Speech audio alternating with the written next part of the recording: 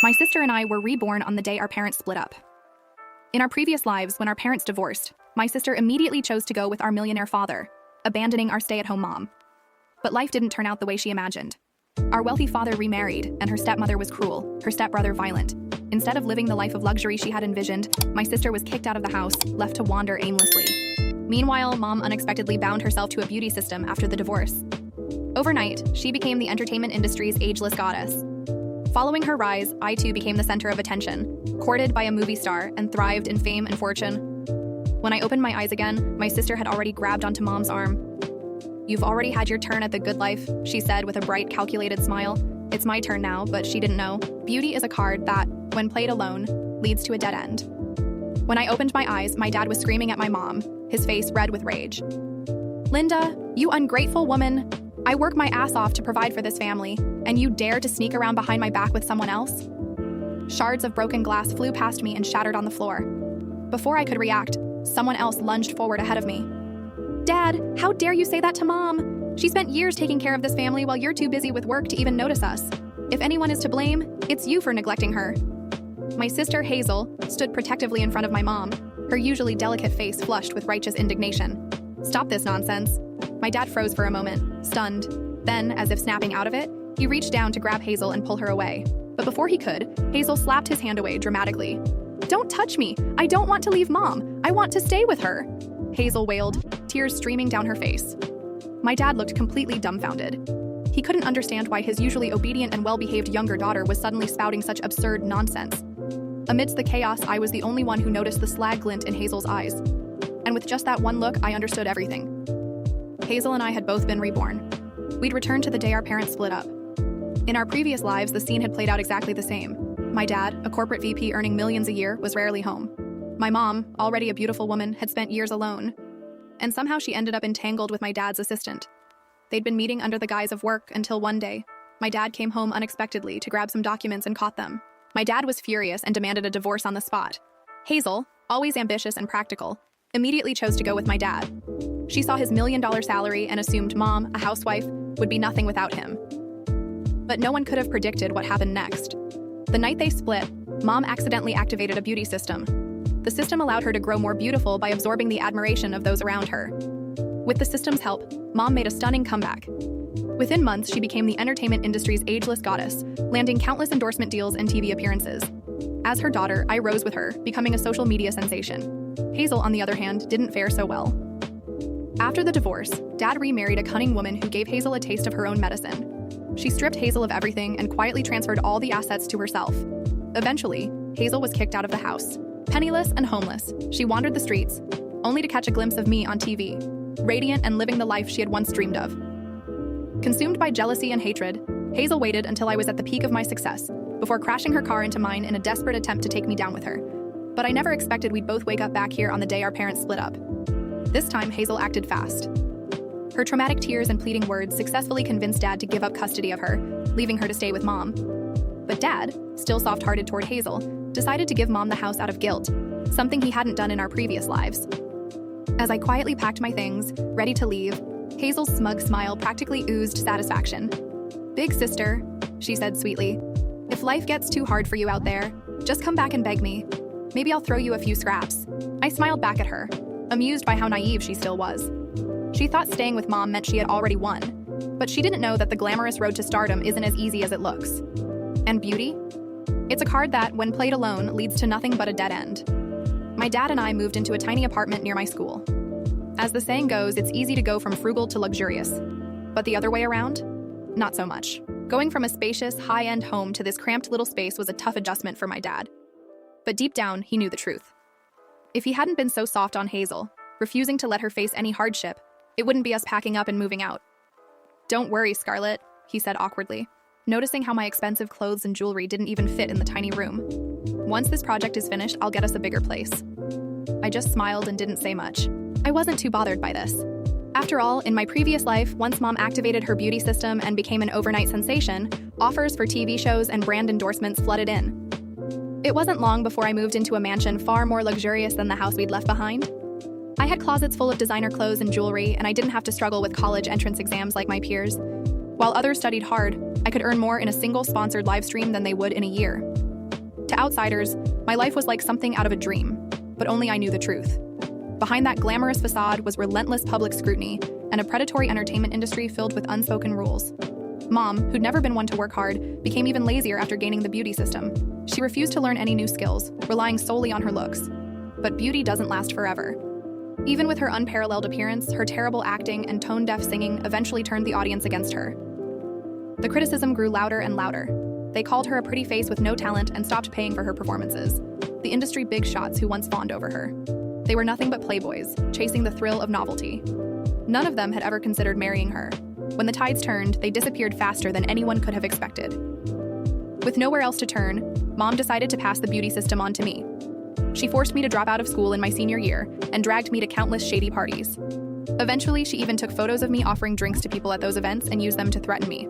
If you don't listen to me, I'll post these online. Those were the darkest days of my life. I was so exhausted, both physically and mentally, that I fell into a deep depression.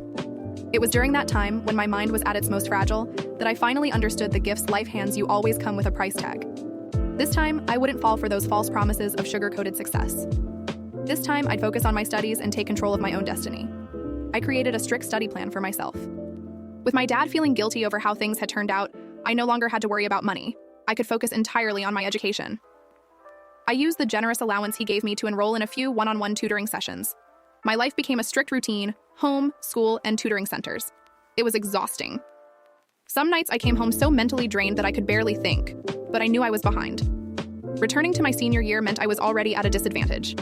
To gain respect for my own abilities, I had to work harder than everyone else, and hard work pays off. With the help of excellent tutors and my own determination, my grades climbed steadily, going from the bottom of the class to the top. Meanwhile, just as in my previous life, Mom activated the beauty system and became an overnight internet sensation after a candid video of her went viral. Hazel, now back at school, was basking under the spotlight, adored by everyone around her. "What's the point of studying so much?" she said one day, covering her mouth with a delicate hand as she sneered at me. "No matter how hard you work, you'll never make as much as I do from a single live stream." Her classmates immediately chimed in, eager to flatter her. Hazel casually lifted one of my test papers, covered in check marks as if it were a joke. "Exactly. What's the use of being a bookworm like Scarlett? She'll just end up as another office throne." Hazel, on the other hand, is going places. She's going to be a superstar in the entertainment industry. I even heard that Liam Reed, the hottest actor right now, is pursuing her. "Stop it, you guys," Hazel said, feigning shyness, though the blush on her cheeks betrayed her delight. My hand, busy writing, paused for a moment. Liam Reed? If I wasn't mistaken, Liam was the breakout star of this generation, an actor so popular he practically owned the spotlight. In my previous life, Liam had been drawn to me. Known as the monk of the entertainment world for his aloofness, he broke his own rules time and time again for me. Our interactions on social media had spawned entire fan communities, and just one glance shared between us could dominate trending topics for days. But it seemed that in this life, Hazel, driven by her resentment toward me, had set her sights on him early. It wasn't long before photos of the two of them at private gatherings began circulating online. Hazel leaned over my desk one day, her smile dripping with mockery. "Tell me, sis, how does it feel to watch the guy who used to chase after you fall for me instead?" Hazel leaned in close, her voice dripping with malice as she covered her mouth to stifle a laugh. Glancing at my neatly arranged homework on the desk, she grabbed my hand and deliberately dragged it across the page, leaving messy scratches all over the physics assignment I had spent 2 hours completing. There's an old saying, even patience has its limits. And my limits? Well, they stop where my homework starts. Without a second thought, I grabbed the water bottle on my desk, yanked her by the hair, and poured the entire contents over her head. "Scarlett, how dare you touch me?" Completely stunned, she froze for a moment before snapping back to reality and lunging at me like a rabid animal. But she barely moved a step before I yanked her back by her damp hair, twisting it tightly in my fist. "And what if I did touch you?" I hissed, my voice cold. "Try pulling this stunt again, and next time I'll pour it on your mom too." Pain flickered across her face as she struggled in my grip, her expression twisting into one of rage and humiliation. Finally, realizing she was no match for me, she backed off, her eyes burning with venom. "Just you wait," she spat. "You'll get what's coming to you." Hazel's so-called karma arrived sooner than expected. When I got home after school that evening, there was an unfamiliar woman sitting on our couch. That evening, when I got home after another long day at school, I found an unfamiliar woman sitting on our threadbare couch. The living room, dimly lit by a flickering lamp, felt colder than usual. I dropped my backpack by the door, my mind still reeling from the day's drama, and approached her slowly. "Who are you?" I asked, trying to keep my voice steady despite the adrenaline pulsing in my veins. The woman looked up, her eyes a mix of determination and sorrow. "I'm Lena. she replied softly, her voice carrying an accent I couldn't quite place. "I need to talk to you and your dad about everything that's happened." I frowned, feeling the chill of foreboding in my bones. Dad had always been a quiet man since our move, silently nursing his guilt and frustration. And Hazel? I hadn't seen her all day, and her words still echoed in my head. "Just wait, sis. You'll get what's coming." Lena's arrival, unexpected and mysterious, marked the beginning of a cascade of revelations. I motioned her to follow me into the kitchen, where Dad was already busy heating up some leftovers. As I led her to the table, Dad's eyes widened in surprise. But before he could say anything, Lena spoke up. "Your dad and I have a history," she said, her voice tremulous. "And I think it's time you knew the truth about your family's past, about how things really went down." I sat down, feeling as if I'd stepped onto a stage where every word might shatter the fragile remnants of our lives. Dad cleared his throat, glancing between me and Lena with a mixture of regret and resignation. "Scarlett," he began, "this is something I've tried to keep from you for a long time, but maybe it's time you heard the whole story."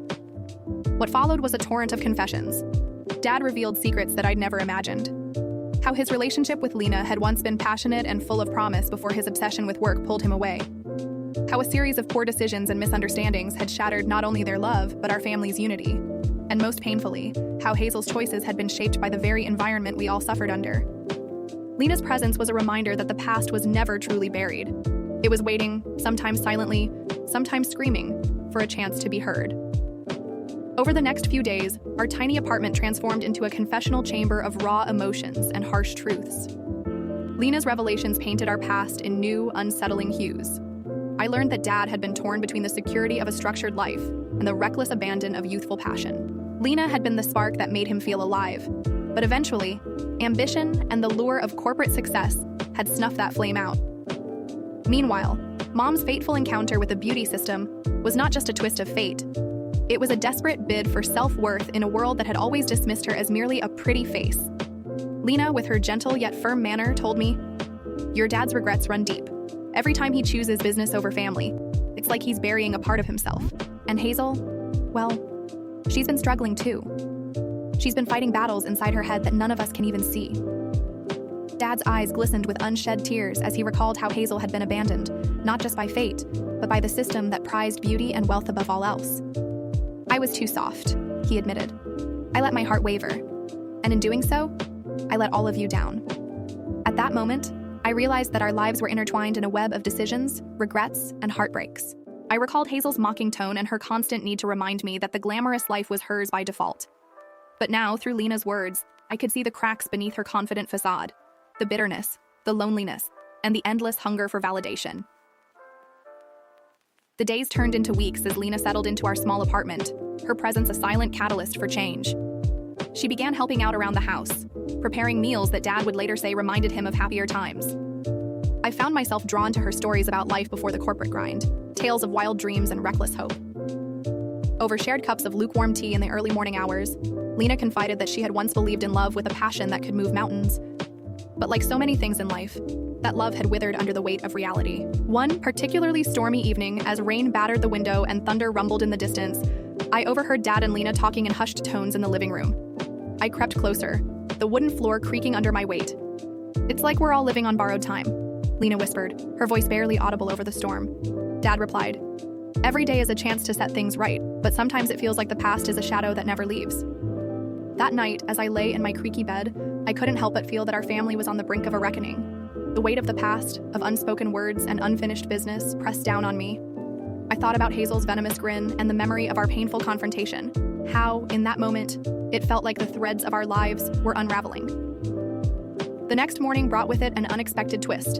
An envelope arrived in the mail, addressed to all of us. I tore it open to reveal a letter written in an elegant flowing script. The letter was from a woman I'd never heard of before, a long-lost relative, apparently. She claimed to be our aunt, a secret sibling of Mom's who had disappeared years ago under mysterious circumstances. Her letter was a plea for reunion, for us to come together and uncover the hidden truths of our family's history. Dad's hands trembled as he read the letter aloud. "I always knew there was more to our story than what we've been told," he murmured. Lena looked at me with a knowing glint in her eyes, as if she had been waiting for this moment all along. "It's time," she said firmly, "to go on a journey to uncover the secrets that have haunted your family for decades." I was torn. Part of me wanted to stay in the relative safety of our familiar misery, but another part craved the possibility of healing and understanding. If there was a chance to finally put the past to rest, to reconcile with the ghosts of our former lives, then maybe it was a risk worth taking. Before long, Dad made the decision. With Lena's steady encouragement, he packed up our few belongings, and we set off on a road trip that would change our lives forever. Our destination was a small town nestled in the hills of a state I'd only heard of in passing, a place that held the keys to our family's long-forgotten secrets. The journey itself was a blur of emotions and memories. I sat in the backseat of Dad's aging car, staring out at the rain-soaked highway as we drove. Every mile brought us closer to answers, but also deeper into the labyrinth of our shared past. Lena sat beside me, quietly narrating stories of her own troubled childhood, of how she'd escaped from a life that had nearly crushed her spirit. Sometimes, she said, we have to lose ourselves completely before we can find the person we were meant to be. I couldn't help but think about Hazel, her relentless pursuit of fame, her bitter rivalry with me, and wonder if she too was ready to confront the demons she'd long been avoiding. The car radio played a mix of nostalgic tunes that reminded me of simpler times, before the beauty system, before the endless cycle of fame and despair. It was during moments like these that I realized life wasn't just about the glitz and glamour that the world saw on the surface. It was about the messy, complicated emotions that lay beneath. After hours on the road, we finally arrived in the sleepy town of Brackenridge. The town was quaint, almost charming in its dilapidation, with old brick buildings, narrow streets, and an air of mystery that clung to every corner. We checked into a modest motel on the outskirts, the kind of place where the wallpaper peeled and the lights buzzed incessantly. It wasn't glamorous, but it felt like a fresh start. Our first stop was the town's historic library, a centuries-old building filled with dusty books and faded photographs. Here, Lena led us to a section that chronicled the local history, including records of families that had once thrived in Brackenridge. One faded photograph in particular caught our attention, a black and white image of a woman with striking features, standing proudly in front of a grand estate. The caption read, "Cassandra Everly, the lost daughter of the Everly dynasty." My heart pounded. Could this be the aunt we'd been searching for? Dad, Lena, and I spent the next few days poring over old newspapers, public records, and personal letters stored in the library's archives. Slowly, we began to piece together a family saga that was as dramatic as it was heart-wrenching. Cassandra Everly had been a woman of fierce intelligence and passion, a woman who had once defied the conventions of her time. But her rebellious spirit had also made her enemies, and one fateful night, she had vanished without a trace. Some said she had been murdered, others whispered that she'd escaped to start a new life under a different name. All we knew was that her disappearance had left a void, a mystery that had haunted our family for generations. As we dug deeper, it became clear that Cassandra's legacy was intertwined with the very fabric of our family's fortunes. She had been a key figure in the rise of the beauty system, a system that Mom would later activate in our past life, forever altering the course of our destinies. The more I read, the more I realized that everything we'd experienced, every twist and turn of our lives, was connected to this elusive aunt we'd never known. One evening, as twilight bled into the horizon, we met a local historian named Martin at a small diner near the center of Brackenridge. Martin was a gruff but kind-hearted man with a deep knowledge of the town's secrets. Over cups of strong coffee and slices of homemade pie, he told us about the Everly family and their dramatic downfall. "They say beauty comes at a cost," Martin remarked, his eyes narrowing thoughtfully. "Your family's story isn't just about luck or chance. It's about decisions, sacrifices, and the weight of legacy." I listened intently, the fragments of my life slowly aligning like pieces of a broken mirror. Lena leaned over and whispered, "Your aunt, Cassandra, believed that beauty could be a weapon and a curse. It could open doors, but it could also lead to ruin." Dad nodded, the lines on his face deepening as he recalled his own youthful mistakes. "I never knew," he murmured, "that all of this was planned, like a twisted game. And now, here we are, trying to rewrite the rules." Our conversation with Martin ignited a fire within us. With renewed determination, we followed clues that led us to a crumbling mansion on the outskirts of town. Overgrown with ivy and shadowed by towering oak trees, the mansion was as foreboding as it was beautiful. It was here that the Everly legacy had once flourished, and here, we hoped, we might find the answers we'd been seeking. The mansion's interior was a time capsule of a bygone era. Grand chandeliers hung from high ceilings, their crystals reflecting the dim light in scattered patterns on the ornate carpet. Dust motes danced in the beams of sunlight that filtered through tall, grimy windows. As we explored room after room, each filled with relics of a lost world, Lena found a diary hidden in a locked drawer in the study. The diary belonged to Cassandra herself. Flipping through the brittle pages, Lena's eyes widened with every entry. Cassandra had written about her dreams of a better world, about her struggles against societal expectations, and about the painful choices that had led her to disappear. One entry in particular struck me. "Beauty is not just skin deep. It's the reflection of our souls, our secrets, our sins. And sometimes to be truly beautiful, you must pay the ultimate price. It was a line that resonated with everything I'd experienced. In that moment, I realized that our lives, mine, Hazel's, Mom's, Dad's, were all echoes of Cassandra's choices, repeated and reinterpreted over generations. The beauty system wasn't just a tool for superficial transformation. It was a mechanism that dictated our fates, trapping us in a cycle of desire, ambition, and inevitable downfall. Back at the motel, the three of us sat in a circle, the diary spread out on the rickety table between us. The air was thick with emotion. "We need to break this cycle," I said, my voice firm yet laced with vulnerability. "If we don't understand the cost of beauty, we're doomed to repeat these mistakes forever." Lena nodded in agreement. "Your aunt's diary is a map, a warning of what happens when you play with forces you don't fully understand. It's up to us to decide if we want to follow in her footsteps or forge a new path." Dad's eyes filled with regret as he recalled the choices he'd made. "I've spent my whole life trying to make up for my mistakes," he admitted. "But I realize now that I was trying to save everyone else while losing myself in the process." The room fell silent, each of us lost in our own reflections of the past and the uncertain future. Days turned into nights as we scoured every piece of evidence, every scrap of information about Cassandra and the Everly dynasty. Slowly, a plan began to form. A plan to reclaim our lives and break free from the chains of legacy and expectation. We would confront the truth about the beauty system, expose the secrets that had haunted our family, and in doing so, free ourselves from the curse of beauty. I began to write down everything I had learned, every revelation from Cassandra's diary, every whispered secret in the dusty archives of Brackenridge. Lena helped me piece together the timeline, connecting the dots between our past lives and the present. It was a painstaking process, filled with moments of despair and bursts of hope. I found solace in the written word, the act of recording our story as both a catharsis and a rebellion against the forces that had controlled us for so long. But not everything was smooth sailing. One crisp autumn morning, while we were deep in our research at the local archive, I received a text from Hazel. Her message was curt and laced with venom. "You think you can change the game? I'm not playing your stupid rewriting of the rules. I'm coming for what's mine." My heart sank. Hazel's threat was not just a reminder of her unyielding bitterness, it was a promise of confrontation. I knew that she wouldn't let go of the past easily. Her life, marred by her own failures and insecurities, had become a battleground where every slight, every perceived betrayal was fuel for her anger. And now, as we prepared to expose the truth, she was determined to stop us at any cost. That evening, as twilight merged with the inky black of night, Dad and I waited anxiously in our motel room. The door creaked open, and in stormed Hazel, her eyes blazing with fury. "So you've been digging into Mom's secrets," she spat, her voice shaking with anger. "I see you think you can rewrite history and make yourself the hero, but you're just a loser trying to make us all look bad." I stood up, my heart pounding in my ears. "Hazel, it's not about heroes or losers," I said, trying to keep my tone even. "It's about understanding the truth, about breaking free from the chains of our past." Hazel laughed bitterly, shaking her head. "Truth? The only truth is that I've suffered, that I've been left to pick up the pieces while you bask in the spotlight. I'm done being the underdog in my own life." Her eyes darted around, and for a split second I saw something vulnerable beneath the anger, a raw, unhealed wound that had festered for years. But before I could respond, Hazel stormed out of the room, leaving a tense silence in her wake. Dad ran a hand through his thinning hair, clearly distressed. "We're all broken in our own ways," he murmured. "But if we don't come together, we'll never heal." I knew that confronting Hazel head-on was inevitable. We were at a crossroads. One path led to endless conflict and further destruction, and the other to a painful but necessary healing process. Lena suggested that we try to reach out to her, to show her that the truth we sought wasn't a weapon against her, but a way to mend what had been torn apart. Over the next few weeks, our investigation into the beauty system and the Everly legacy deepened.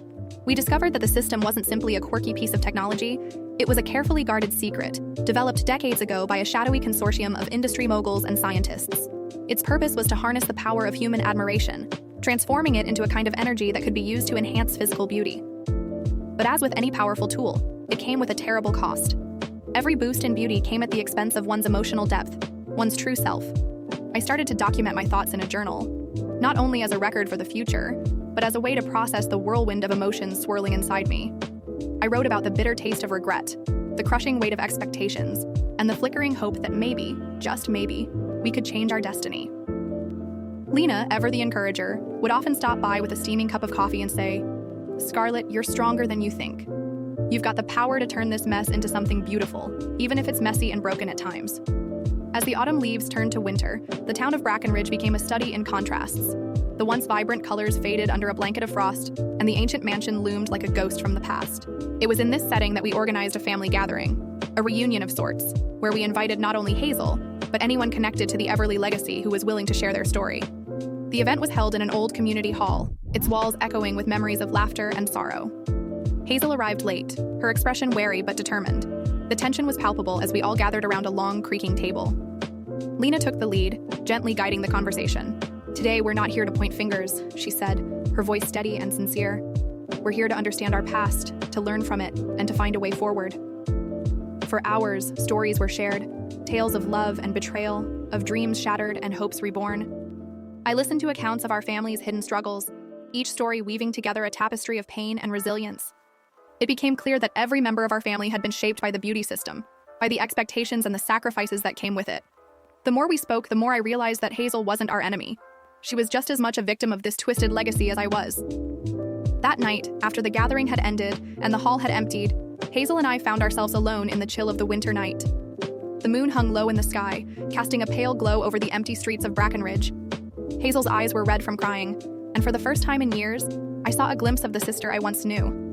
A sister who had only ever wanted to be loved, even if her methods were flawed. "Scarlett," she whispered, her voice breaking. I'm tired.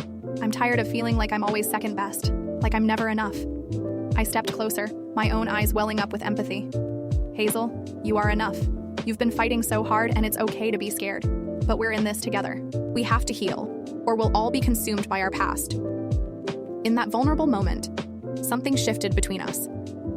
The animosity that had defined our relationship for so long began to melt away, replaced by a fragile hope for reconciliation. We both knew that the road ahead would be fraught with challenges, but perhaps this was the beginning of something new, a chance to reclaim our lives from the clutches of legacy and expectation. Spring arrived unexpectedly in Brackenridge, ushering in a season of renewal and rebirth. The once barren trees began to bloom, and the air was filled with the fresh scent of rain and new beginnings. With the change in season, I felt a stirring in my soul, a determination to rewrite the narrative of my life, to break free from the chains of the past and embrace the future on my own terms. Our next step was to expose the truth behind the beauty system. Lena had managed to contact a few investigative journalists who specialized in uncovering corporate and technological scandals. One of them, a tenacious reporter named Marcus, agreed to meet us at a small cafe in town. Over cups of steaming coffee, we recounted our family's story, the mysterious origins of the beauty system, and the painful legacy of Cassandra Everly. Marcus's eyes sparkled with interest as he scribbled notes furiously. "This is huge," he said. "If what you're telling me is true, then there's a whole industry built on deception and exploitation.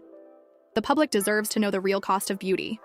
As we worked together to compile evidence, old documents, secret recordings, and even testimonies from former employees of the Everly Consortium, a sense of purpose began to permeate our efforts. I spent late nights poring over files in the motel room, my fingers trembling as I pieced together the intricate puzzle of corruption and greed. Lena was by my side every step of the way, her unwavering determination a beacon of hope in the midst of chaos. But not everyone was ready to embrace the truth.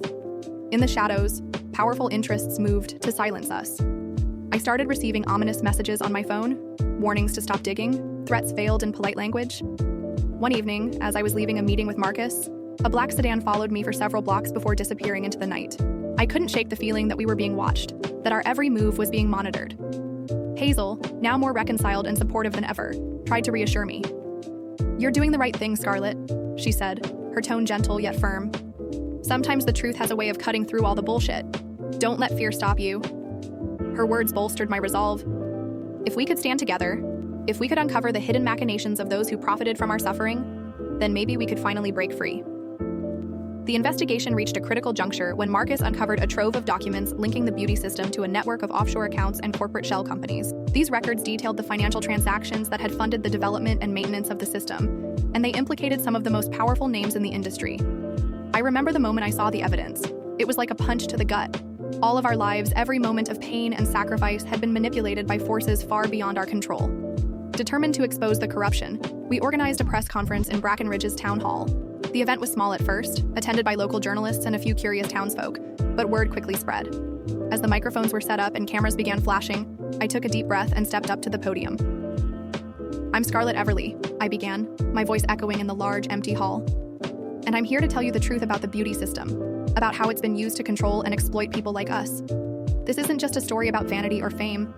It's about power, greed, and the price we pay for a society that values appearance over authenticity. I recounted our family's tumultuous history, the mysterious legacy of Cassandra Everly, and the catastrophic impact of a system that promised eternal beauty at the cost of one's soul.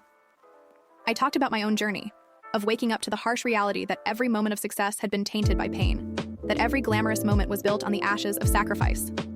The room was silent, every listener hanging on my every word. Then came the twist that none of us had anticipated. In the middle of the press conference, a familiar voice interrupted. "Scarlett, is that really what you believe?" It was Hazel. She walked to the front, her eyes blazing with a mix of defiance and remorse. "I've spent so long hating you, feeling abandoned and forgotten," she continued, her voice shaking. "But I realize now that we've been pawns in a game that we never signed up for. I'm sorry for everything." Her admission sent ripples through the crowd. For a long moment, the silence was deafening, broken only by the sound of our hearts beating in unison. Hazel's tearful apology wasn't just an admission of guilt, it was a declaration of solidarity. In that moment, we both stood together, united against the forces that had torn our family apart. The aftermath of the press conference was nothing short of explosive. Within days, the story dominated headlines. Investigations were launched, and regulatory agencies began scrutinizing the practices of the Everly Consortium. Our family was thrust into the spotlight, not as victims of a beauty scandal, but as catalysts for change. Lena, Marcus, and even Hazel became symbols of resistance, a beacon of hope for those who'd been exploited by a system that valued surface over substance. Yet, even as the winds of change began to blow, the journey was far from over. The very forces that had once controlled our destinies now fought back. One chilly evening, as I returned to our motel, I found a note taped to the door in bold, threatening letters. "Stop digging or pay the price." My hands shook as I read it, the words echoing the fears that had lurked in my mind since the sedan had followed me that night. Dad's voice was a steady reassurance when I showed him the note. "We knew this wouldn't be easy," he said, his tone somber. "But remember, every revolution has its sacrifices." I couldn't help but wonder if that was a promise or a threat. Deep down, I knew that the path to justice was always paved with danger. In the months that followed, our lives became a whirlwind of court hearings, clandestine meetings, and sleepless nights spent poring over documents. The beauty system, once a symbol of our personal tragedies, was now at the center of a nationwide scandal. I traveled to cities I'd only seen on TV, testifying before investigative panels, my voice echoing the anguish of countless victims who'd been misled by promises of eternal beauty. Throughout it all, Hazel and I slowly began to rebuild our relationship.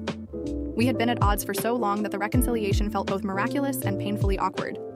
There were moments of laughter, a shared joke about our childhood misadventures, or a quiet dinner where the past was left behind, and moments of silence, heavy with unspoken regrets. But as the trial against the conglomerates began, our bond deepened. We were no longer just siblings. We were comrades fighting for a cause much greater than ourselves. Then came the fateful night that would alter everything. After a long day in court, I decided to take a walk to clear my head.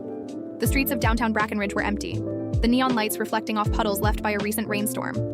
Lost in thought, I almost didn't notice the figure following me until I heard footsteps echoing mine. I quickened my pace, heart pounding, as the realization set in. Someone was tailing me. I turned a corner sharply, glancing over my shoulder. There, in the shadow of a flickering street lamp, stood a man wearing a dark coat and a fedora pulled low over his eyes. "Scarlett," he said in a low, menacing tone. "You really should have stayed quiet." Fear shot through me, but I forced myself to stand my ground.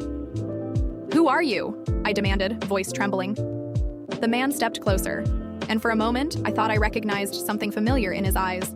A cold, calculating glint that reminded me of all the ruthless corporate enforcers we had heard about. "I'm just here to deliver a message," he replied. "Some things are better left buried." Before I could react, a sharp crack broke the silence, the sound of a gunshot echoing in the empty street. I felt a searing pain in my side and crumpled to the pavement. The world around me slowed to a crawl as I stared up at the cold night sky, thoughts scattering like leaves in a storm. The man in the fedora faded into the darkness, leaving me alone with my fear and the burning ache of betrayal. I don't remember much after that, only a haze of pain, voices calling out, and the cold hands of strangers trying to help. When I finally woke up in a hospital bed, the sterile white walls offered little comfort. Dad was there, his eyes red from tears, holding Hazel's hand tightly as she sat in a chair by my bed. "Scarlett, you're gonna be okay," Dad murmured, his voice choked with emotion. "We're here for you." The incident rocked our world. The trial was postponed, and our fight for justice took on a new urgency. I spent weeks recovering, my body mending while my mind replayed that fateful night over and over. The attack had been a stark reminder that the forces we were up against would stop at nothing to maintain their power. But even in the darkness, there was a spark of defiance, a resolve that no matter how many bullets were fired, the truth would eventually prevail. During my recovery, Hazel and I grew closer than ever. We talked for hours about our shared past, our hopes for the future, and the pain that had defined our lives. One night, as the moonlight filtered through the hospital window, Hazel whispered, "I'm sorry for everything, Scarlett. I was so caught up in my own anger that I lost sight of what really mattered. I never wanted to hurt you." Tears streamed down my face as I reached out to squeeze her hand. "I know," I replied softly. "We're both broken. But maybe together we can fix each other." That night, our reconciliation felt like the first step toward healing, not just for us, but for the entire family. As the investigation gathered momentum and public outcry reached a fever pitch, the conspiracies behind the beauty system began to unravel. Key executives were arrested, and the vast network of offshore accounts was frozen. The courtroom battles that followed were grueling, each day a test of our endurance and willpower. But with every passing trial, we moved one step closer to justice. In the final days of the trial, as we awaited the judge's verdict, I spent long hours reflecting on the journey that had brought me here. I thought about all the faces of friends, strangers, and family who had been touched by the beauty system's ruthless exploitation. I thought about Cassandra Everly, whose legacy had haunted us for generations, and I felt a deep sense of responsibility. It was up to us to ensure that her sacrifice wasn't in vain, that the world would learn the true price of vanity and ambition. Then, on a crisp spring morning, the day of reckoning arrived. The courtroom was packed, the air thick with anticipation. As the judge delivered the final verdict, a resounding condemnation of the corporate conspiracies behind the beauty system, the room erupted in a mixture of relief and sorrow. We had won a battle, but the scars of the past would never fully fade. In the aftermath, our family began to rebuild. Dad, burdened by years of regret, dedicated himself to repairing the relationships that had been fractured by his mistakes. Hazel and I, once bitter rivals, started a small foundation in Cassandra Everly's name.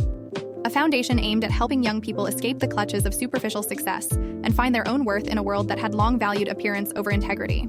Lena continued her work as a mediator and storyteller, traveling across the country to share our family's saga as both a cautionary tale and a beacon of hope.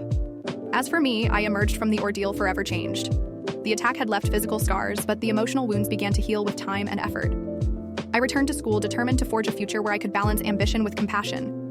I learned that success wasn't measured solely by wealth or fame, but by the strength of one's character and the depth of one's empathy. I found solace in writing, journaling every step of my journey, every triumph and every setback, so that someday others might learn from my experiences. Years later, as I stood on the stage at the Foundation's annual gala, I looked out at the audience, a mix of survivors, activists, and ordinary people who had found hope in our story. Hazel sat in the front row, her eyes reflecting a calm that had long eluded her. Dad, with lines etched by years of sorrow and redemption, nodded proudly from his seat. Lena, ever radiant, smiled as she watched the fruits of our collective struggle. In that moment, I knew that our journey had come full circle. We had been reborn not just on the day our parents split up, but through every hardship, every loss, and every small victory along the way. The beauty system, once a tool for exploitation, had been dismantled. Its legacy replaced by a newfound commitment to truth, compassion, and genuine human connection. As the night drew to a close, I stepped outside into the cool air of a starry night, the echoes of laughter and heartfelt conversations lingering in my ears. I thought about Cassandra Everly, whose unfulfilled dreams had sparked a movement. I thought about Hazel, whose fierce spirit had finally found peace. And I thought about myself, a girl who had once been defined by pain, who had learned that beauty, in its truest form, was more than skin deep. Under the vast expanse of the night sky, I whispered a silent promise, that I would honor our past by living a life defined not by the superficial trappings of fame, but by authenticity, courage, and love. In that quiet moment, I realized that even in a world that prized perfection, it was our imperfections, the scars, the missteps, the raw emotions, that made us truly beautiful. And so, our story, filled with twists, heartache, and redemption, found its final chapter. Not with a neat, tidy ending, but with the messy, unpredictable truth of real life. We had lost, we had hurt, and we had cried. But we had also learned to forgive, to hope, and ultimately, to heal. The legacy of our family was no longer a chain that bound us to our past. It had transformed into a bridge leading to a future where every individual could decide their own worth, unburdened by the ghosts of beauty and ambition. We were reborn not just on that fateful day our parents split up, but every day, with every choice we made to embrace the full spectrum of life's emotions. In the end, while some wounds never fully healed and the memories of those dark times still occasionally cast long shadows, we discovered that the human spirit is capable of rising above even the most insidious of legacies. Our family had been tested by fire, scarred by betrayal, and battered by loss. But we had also learned to love fiercely, to stand together in the face of adversity. and to build something meaningful from the rubble of our former lives. As I locked up the Foundation's office that night, I paused to look at the framed photograph of Cassandra Everly on the wall, a reminder of where we had come from, and of the promise that no matter how hard the journey, the pursuit of truth and authenticity was worth every sacrifice. With a final glance at the starry sky overhead, I stepped forward into the night, ready to embrace the future with all its uncertainties and possibilities.